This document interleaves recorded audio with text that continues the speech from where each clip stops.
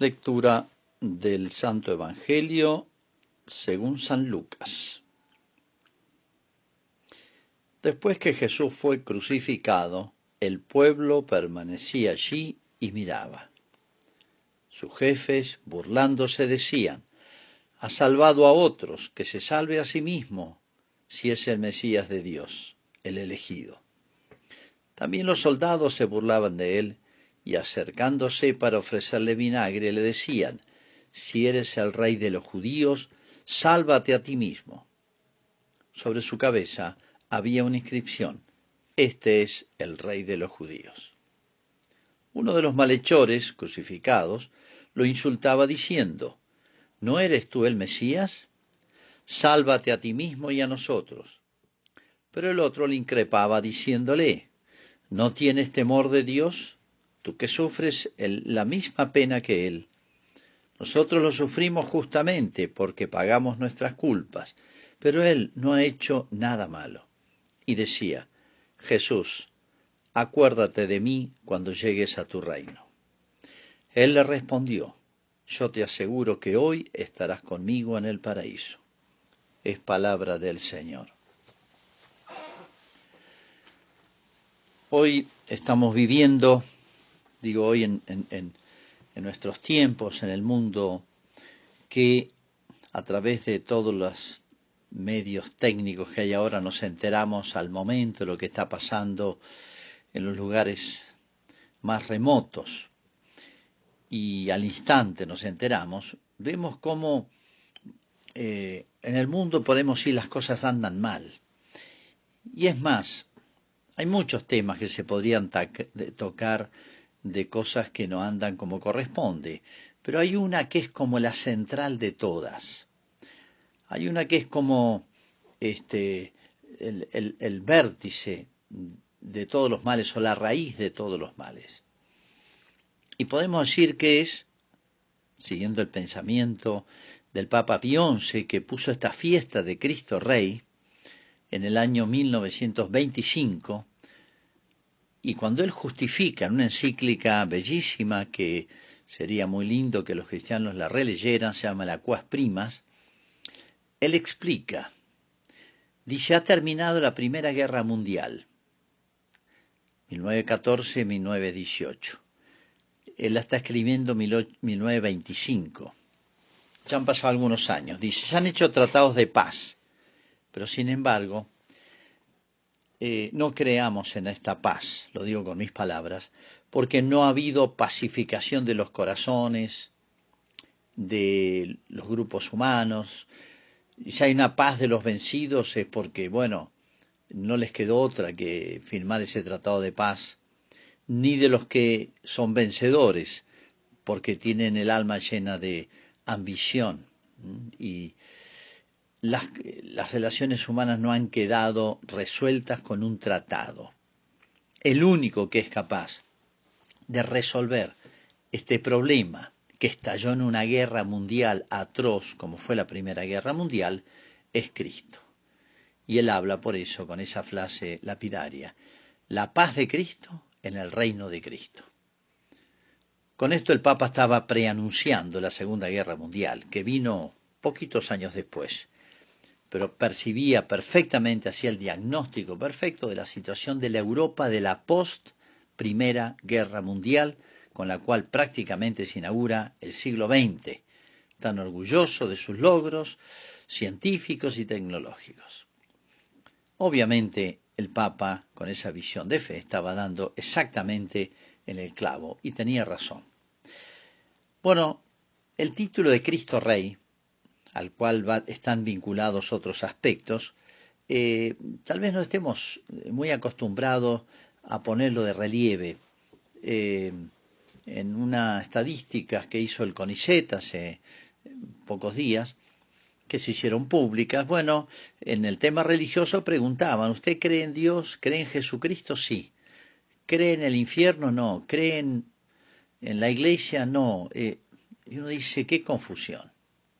¿En qué Cristo creo? ¿En un Cristo que yo me fabrico? ¿En un Cristo publicitado? ¿En un Cristo de esas fotos, póster, imágenes que a veces uno ve un rubio de ojos celestes sembrando una especie de predicación de solidaridad entre los hombres, que sensible ante las males y los dolores y las cruces ajenas. Sí, está bien, está bien. Pero a veces un Cristo fabricado por nosotros y empequeñecido enormemente.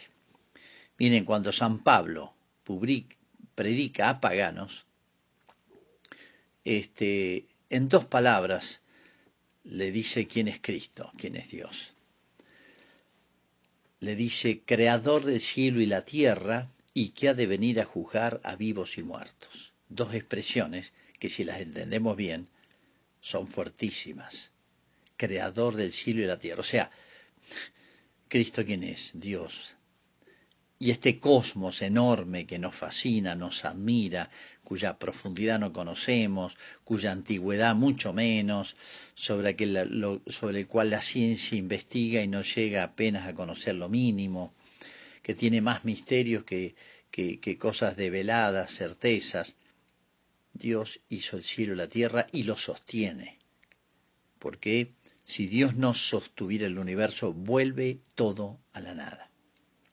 Y que ha de venir a juzgar a vivos y muertos. O sea, está en el principio de todo y en el fin de todo. Sobre todo acá, el juicio corresponde a los hombres, no al resto de la creación. Y nos debiera hacer pensar mucho. Son dos frases durísimas, claras, yo diría más que duras, luminosísimas, que si uno las piensa, las medita, no le queda otra que decir, sí, es lógico que es así. Pero ¿somos consecuentes con eso? Fíjense, ¿por qué le damos este título de Cristo Rey? ¿Qué significa? Le damos este título, lo cual significa derechos. Un rey, estamos haciendo una comparación con las cosas humanas, tiene derechos y deberes. Bueno, hoy no se habla más que de derechos. ¿Qué se logra con eso? Crear una especie de egoísmo total. Nadie tiene deberes, todos tienen derechos. Entonces estamos creando un egoísmo social, individual, familiar, que hace estallar todo lo que tenga que ver con las relaciones humanas. Ya estalló el matrimonio, estalló la familia, estalló el pueblo, la ciudad, el país. Hoy vemos incendiarse América y con problemas de fondo que no tienen manera de resolverse, por más que hayan llamados de paz de los pueblos, de las Naciones Unidas, de los episcopados, de voces solitarias, porque está, lo que decía el Papa, el problema en el corazón del hombre, y yo diría en la cabeza del hombre. El corazón significa las dos cosas, ante todo la cabeza. ¿Cuál es la raíz de todos los problemas de antes de la Primera Guerra, de la posguerra, de la Segunda Guerra y acrecentados en nuestro siglo XXI? Y bueno, el Papa lo resume en una palabra. Es que hemos desconocido, y no solamente hemos desconocido, sino que hemos, por así decir, pronunciado de mil maneras distintas esa tremenda frase que Jesucristo la dice en una de las parábolas del final de su vida. No queremos que éste reine sobre nosotros. No queremos que éste, Jesús, reine sobre nosotros. Matemos al Hijo, dice en la parábola, y nos quedaremos con su reino.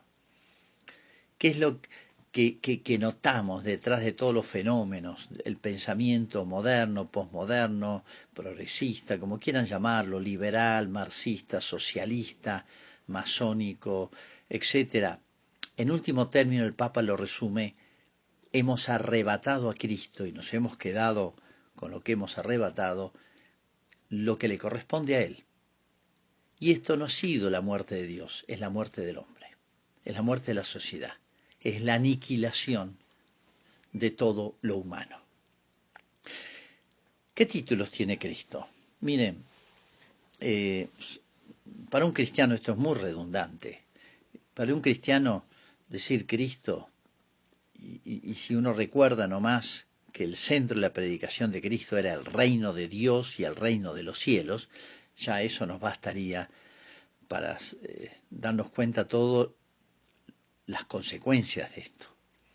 saber que Dios, y Cristo es Dios, es creador del cielo y la tierra, y no solamente creador del cosmos que nos admira, no solamente creador, sino conserva el cosmos y el universo con su omnipotencia. Ya eso, si lo pensamos y lo aceptamos y lo vemos, nos debiera deslumbrar y hacernos ponernos de rodillas delante de Dios. Pero parece que esto no basta, y por eso Cristo tuvo que venir personalmente, con figura humana, para decírnoslo personalmente. De mil maneras está dicho en la Escritura. Y San Pedro dice, y tiene la autoridad que sabemos que él tiene, dice, hemos sido comprados no con oro o plata, como se rescataban los esclavos en la antigüedad, sino con la preciosa sangre del Hijo de Dios, la preciosa sangre del Cordero, la preciosa sangre de Cristo. O sea, no solamente por ser Dios, sino que nos dio un título, yo diría, más visible, más convincente, más cercano, más indiscutible, que es el de la pasión, muerte y triunfo de Cristo.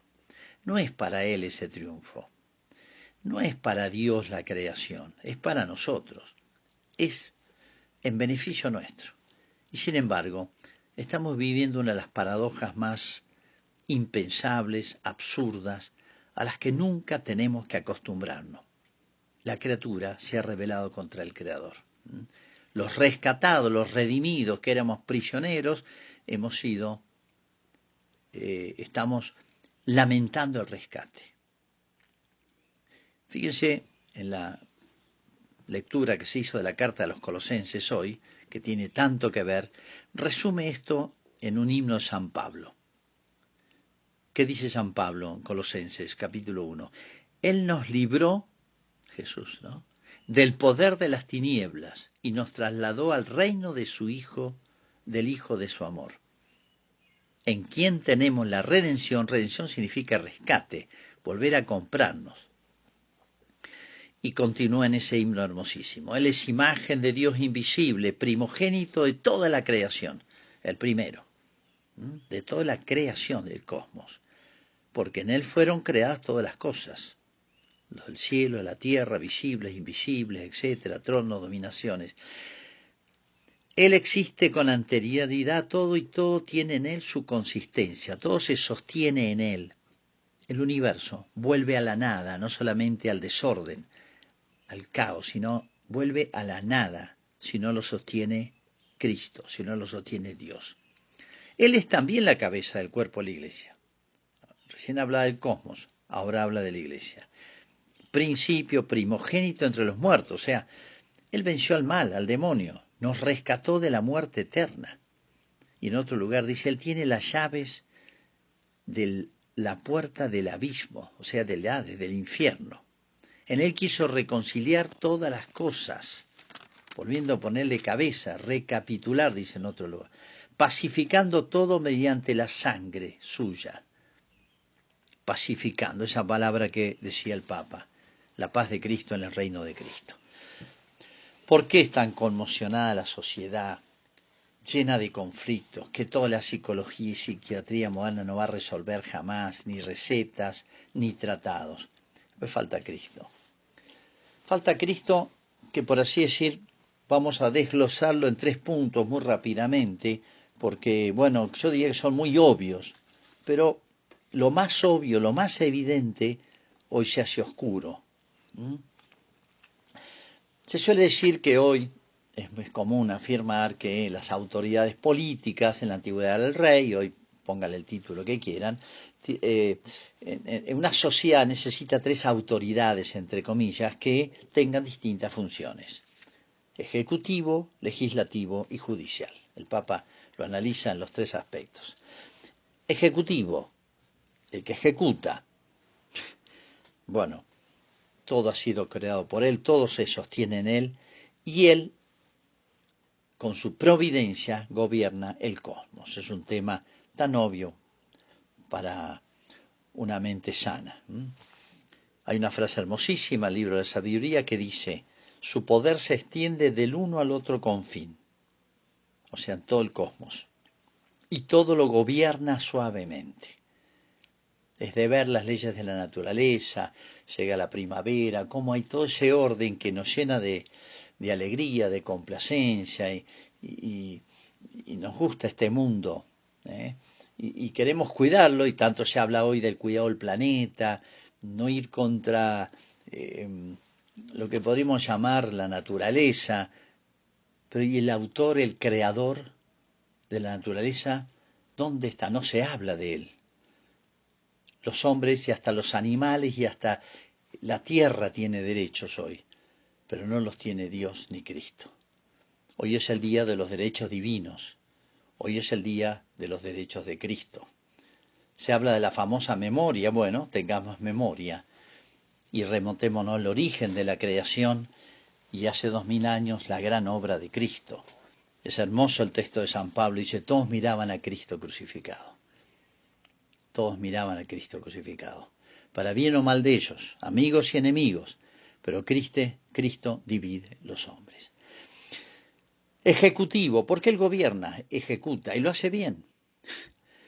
Dios tiene derecho, decía, y no podría animarme a decir que tiene deberes. En el sentido, Él mismo se obligó por amor a nosotros. Con nosotros no tiene obligaciones, es todo gratuito, es todo don, pero todo lo hace bien y hace salir el sol sobre buenos y malos, llover sobre justos e injustos. Nunca olvidemos esa inmensa realidad. Legislativo, la ley de Dios. ¿Qué es la ley de Dios? Lo que ha puesto en la naturaleza de las cosas, que nos admira en el cosmos, y el hombre va descubriendo las leyes físicas, las leyes de la naturaleza. Bueno, ha puesto una ley en el corazón del hombre. Con esta diferencia, la piedra no piensa si voy a caer o no hacia el centro de atracción de la Tierra. La planta en primavera no piensa, voy a ver si este año florezco, doy flores y frutos. Lo hace, por así decir, por una ley de la naturaleza, igual que el animal por una ley del instinto. No es libre. Pero el hombre puede conocer la ley y seguirla o resistirse a ella. Pero el que pone la ley en el hombre y en toda la creación es el creador. Pues son dos cosas inseparables, crear y crear algo, darle una naturaleza, un ser. ¿Y qué es la ley natural? La ley natural es esa naturaleza creada en sus inclinaciones, lo que le conviene y lo que no le conviene, lo que le hace bien y lo que le hace mal. Toda ley humana, porque el hombre debe poner leyes, debe someterse, debe estar de acuerdo, debe ser acorde, debe ser una expresión de esa ley divina. Y eso sería el bien del hombre, porque si hay alguien que entiende de lo humano, es Cristo, es Dios. Legislativo, legisla, y legisla a su modo, y de una manera hermosísima, porque nos da la libertad con la inteligencia de conocer la ley y cumplirla. Yo diría judicial, que es uno de los aspectos más desconocidos de Cristo. Cristo es el juez y va a tener la última palabra. ¿Cuántos tribunales humanos? ¿Cuántas personas? ¿Con qué libertad se hacen juicios, se juzga? La prensa se siente dueña de sentenciar como si fuera un tribunal judicial. Quién es bueno y quién es malo lo decide, o lo deciden centros de poder, centros de influjo, nacionales, locales, internacionales, centros de poder, pero miren, la última palabra la tiene Cristo. Como vimos el domingo pasado, Él va a venir a juzgar a las naciones con justicia. Él juzgará las naciones con justicia. Con justicia, no se preocupen, pero atenti, Él juzgará a todas las naciones. La última palabra la tendrá Él. Y acá, un tema que, bueno, ya lo hemos aparecido, sobre todo el domingo pasado, Él pondrá a su derecha y a su izquierda. A su derecha, venid benditos de mi Padre a tomar posesión del reino. ¿Para quién? Para los que reconocieron su soberanía. Llámenlo rey, llámenlo con el título que quieran. Lo que interesa es el hecho, la realidad. Y a los otros dirá, apartados de mí, malditos al fuego eterno. Y ahí comienza el para siempre, para siempre, para siempre. Porque ¿quién se atreverá a cuestionar una sentencia de Dios, del Hijo de Dios, que aparecerá en su gloria y en su majestad. Tremendo pensar esto, como lo ha olvidado el mundo moderno. Ahora, yo me he preguntado mucho por qué. ¿Por qué se olvida esto? ¿Qué ha pasado en nosotros? Miren, uno se extraña y no se extraña. Digo que no se extraña porque ha pasado tantas veces en la historia y en la vida de Cristo. Miren si dio pruebas, Jesús, personalmente, visiblemente, evidente y obvio, era lo que Él hacía para deslumbrarnos. Y sin embargo, despertó no solamente la envidia, por lo cual lo entregaron a Cristo, sino produjo, no sé si lo produjo, si es correcta la frase, pero se dio ese fenómeno que se da en los seres humanos, que es la ceguera, tener algo evidente que se ve delante y no verlo. Cristo hablaba de la ceguera o de la dureza de corazón. Así que no nos extrañe que vuelva a pasar muchas veces en la historia, y es lo que estamos viendo. Pero yo digo, en estos 4 puntos entraría la incomprensión de estas verdades gigantescas, dejarle a Dios ser Dios.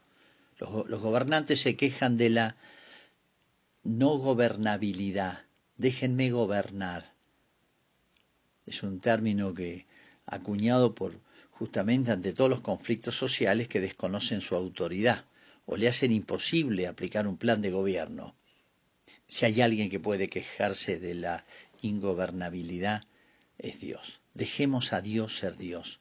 Dejemos a Cristo, ser Rey, gobernar, no para bien de Él. Él no quiere aplastar las naciones. Él quiere llevarlas al reino eterno. Yo decía que encuentro 4 dificultades, 4 ideas que se han ido, eran semillas hace siglos y hoy son un bosque. Esas 4 ideas que han hecho daño y han oscurecido las mentes, para que lo piensen, lo mediten, son estas. En primer lugar, lo que podemos llamar el laicismo. La palabra no es mía, es del Papa Pío XI.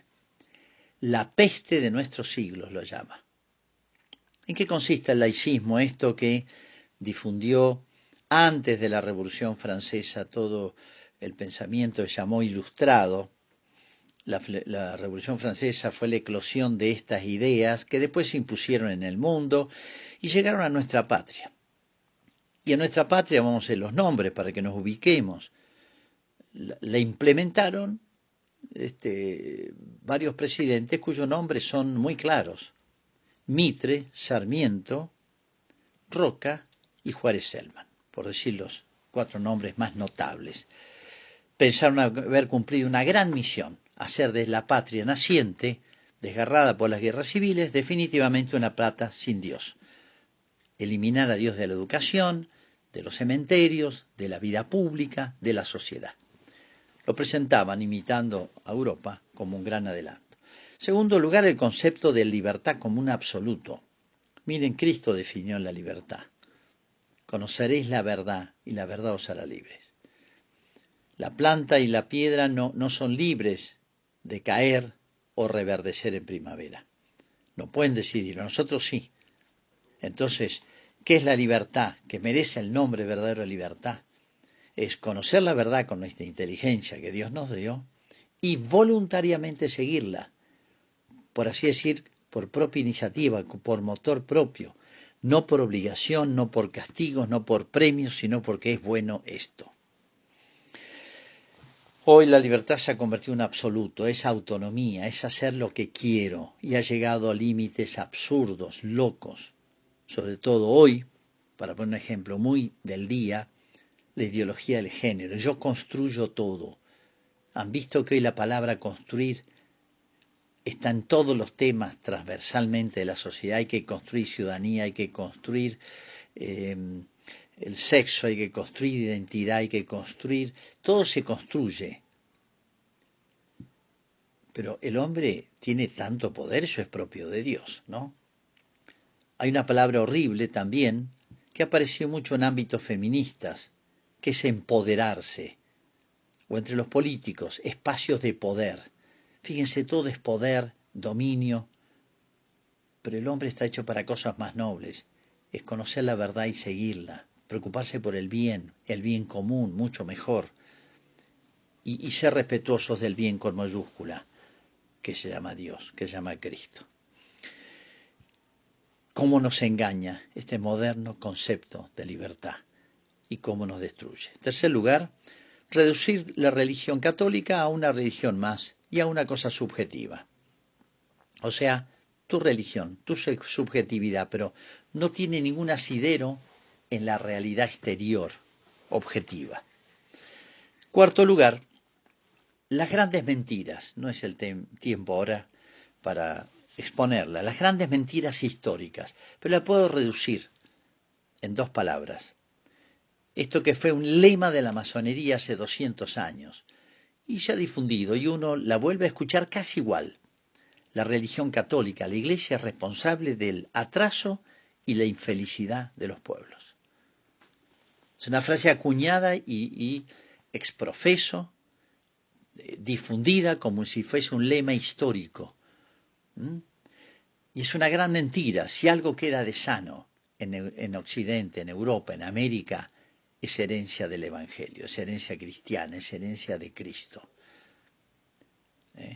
Reduciendo la verdad, olvidando grandes hechos históricos nacidos del Evangelio, grandes logros para bien del hombre, bueno, el hombre moderno, ignorante, con una historia deformada, ignorada, olvidada, es fácil que lo convenzan de esta rebeldía del hombre, le quiere dar legitimidad a esta rebeldía del hombre contra Dios. Porque no es que lo ignore a Dios, el hombre se ha declarado en guerra revolucionaria contra Dios. Esto no puede durar mucho. La experiencia histórica enseña que cuando se cae, se precipita el hombre hacia abajo, va como en movimiento acelerado. El hombre o mejora, y nos cuesta mejorar, nos cuesta crecer individualmente o como nación. Es más difícil predicar la virtud que predicar las inclinaciones o vicios capitales. Qué fácil es despertar el resentimiento en una sociedad, en una clase social. Qué fácil es despertar la soberbia. Qué fácil es despertar la avaricia. Qué fácil es despertar la lujuria, la gula, en toda su forma. Qué fácil es despertar los vicios capitales. Pero después nos tenemos que atener a las consecuencias. ¿Cómo nos cuesta levantarnos personalmente, levantar una familia, un pueblo, una cultura, una civilización? ¿Cómo nos cuesta? Y sin Cristo es imposible. Pero con Cristo es posible. Bueno, termino recordando una anécdota, podría contar tantas historias, de este reconocimiento de Cristo hasta la muerte, en la guerra de los cristeros, en la guerra de España, pero cuento este episodio de la Revolución Francesa.